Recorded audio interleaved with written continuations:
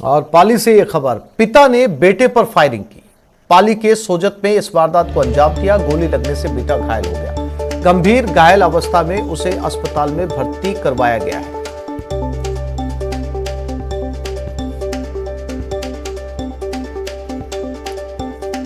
तो ये खबर जरा अलग इसलिए भी है कि ये गोलीबारी की तो वारदात है ही, लेकिन इसमें गोलीबारी करने वाला या गोली चलाने वाला पिता है और जिसको गोली लगी है वो पुत्र है। यानी कि पिता ने अपने बेटे पर गोली चलाई।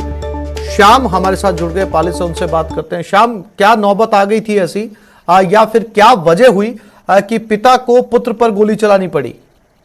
जी आसिफ, ये सोजत उपखंड के चौकीदार के ढाणे का मामला है, जहां पर एक शराब के नशे में एक पिता ने अपने पुत्र पर गोली चला दी। इन दोनों के बीच में बताया जा रहा है कि आपकी कुछ कहासुनी हुई थी, जिस पर शराब के नशे में पिता ने पुत्र पर देसी कट्टे से फायर कर दिया, जिससे वो गंभीर रूप से घायल हो गया और घायल दिनेश चौकीदार को सोजत के अस्पताल में भर्ती कराया गया है, जहां पर उसका नाजुक हालत को देखते हुए हेड सेंटर के लिए रेफर कर दिया। फिलहाल घायल का जो पाली के अस्पताल में उपचार जारी है। वहीं पुलिस अभी तक मौके पर नहीं पहुंची है और बताया जा रहा है कि पुलिस को अभी हॉस्पिटल पहुंचने के बाद इस मामले की सूचना मिली, जिस पर पुलिस अभी इस मामले की तहकीकात में जुटी हुई है। जी श्याम, जानकारी के लिए आपका धन्यवाद।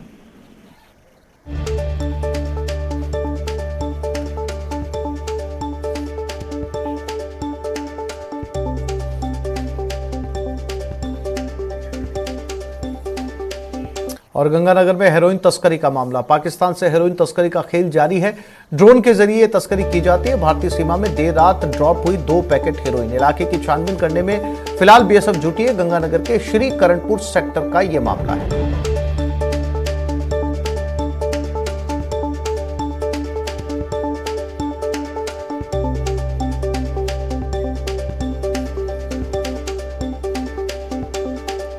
तो एक बार फिर से गंगानगर में 2 पैकेट हेरोइन के ड्रॉप किए गए हैं और ये ड्रोन के जरिए किए गए हैं। फिलहाल बीएसएफ ने ये दोनों पैकेट अपनी हिरासत में ले लिए हैं। छानबीन की जा रही है। ये पहला मामला नहीं है जब ड्रोन से तस्करी का हाईटेक तरीका अपनाया गया है। इससे पहले भी ड्रोन के जरिए ये तस्करी की जाती रही है।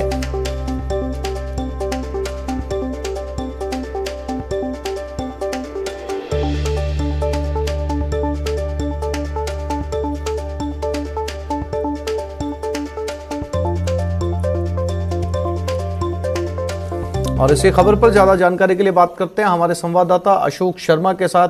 अशोक, ये पहला मामला नहीं है जब ड्रोन को तस्करी के लिए इस्तेमाल किया गया। इससे पहले भी गंगानगर से इस तरह की कई खबरें सामने आई है जब ड्रोन का इस्तेमाल लगातार होता रहा है। जब जांच एजेंसियों को इस बात की जानकारी है कि तस्करी का नया तरीका अपनाया जा रहा है, तो क्या इसके लिए कोई हाईटेक काट नहीं खोजी जा रही? हाँ बिल्कुल आसिफ जी, आप सही कह रहे हैं। ये पहला मामला नहीं है। पिछले 2 महीने के अंदर ही हम बात करें तो ड्रोन के जरिए सीमा पार से हेरोइन तस्करी का ये तीसरा मामला सामने आया है, जब देर रात श्री करणपुर सेक्टर में ड्रोन के जरिए 2 पैकेट हेरोइन को ड्रॉप किया गया है। हालांकि बीएसएफ के द्वारा फिलहाल मौके पर न केवल एरिया की छानबीन की जा रही है, उसका सघनता से इंस्पेक्शन किया जा रहा है, बल्कि संदिग्ध लोगों पर भी इस समय नजर रखी जा रही है, ताकि इस हेरोइन को जो डिलीवर करने आए थे या फिर जिनको इन्हें रिसीव करना था उन लोगों तक बीएसएफ के द्वारा पहुंचा जा सके। रही बात बीएसएफ की मुस्तैदी की, तो देखिए पिछले काफी समय से हम देख रहे हैं कि सीमा पार पाकिस्तान से ड्रोन के जरिए कई बार इस तरह के मामले सामने आ चुके हैं कि हेरोइन ड्रॉप की जा रही है। बीएसएफ के जवान बेशक 24/7 आवर्स सजग रहते हैं, लेकिन उसके बावजूद कहीं ना कहीं ऐसा लगता है कि कहीं ना कहीं किसी तरह की पेट्रोलिंग में कोई चूक है, कहीं कोई गैप है, जिसकी वजह से सीमा पार पाकिस्तान से जो बैठे हुए तस्कर हैं वो ड्रोन के जरिए फटाफट अपनी हेरोइन को भारतीय सीमा में ड्रॉप करते हैं और चले जाते हैं। ये तो खास बात ये रही कि ये भी बीएसएफ की नजरों में ये बात सामने आ गई और ये हेरोइन को ड्रॉप रिसीव करने से पहले ही ये हेरोइन बीएसएफ के हत्थे चढ़ चुकी है। फिलहाल बीएसएफ पूरी तरह से कार्रवाई करने में जुटी हुई है। जी अशोक, जानकारी के लिए आपका धन्यवाद।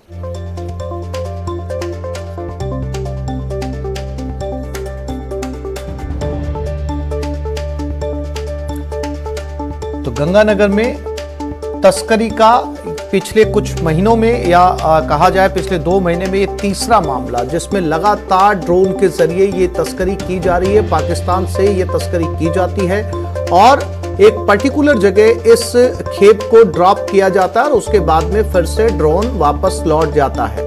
जहां पर ये ड्रॉप किया जाता है वहां से इसे बीएसएफ ने बरामद किया है। अब जब ये जानकारी बीएसएफ या सुरक्षा एजेंसियों के पास है कि ड्रोन के जरिए तस्करी का तरीका अपनाया जा रहा है, तो एक नया तरीका हाईटेक का अपनाए जाने की जरूरत है जिससे ये तस्करी रोकी जा सके। और बीकानेर में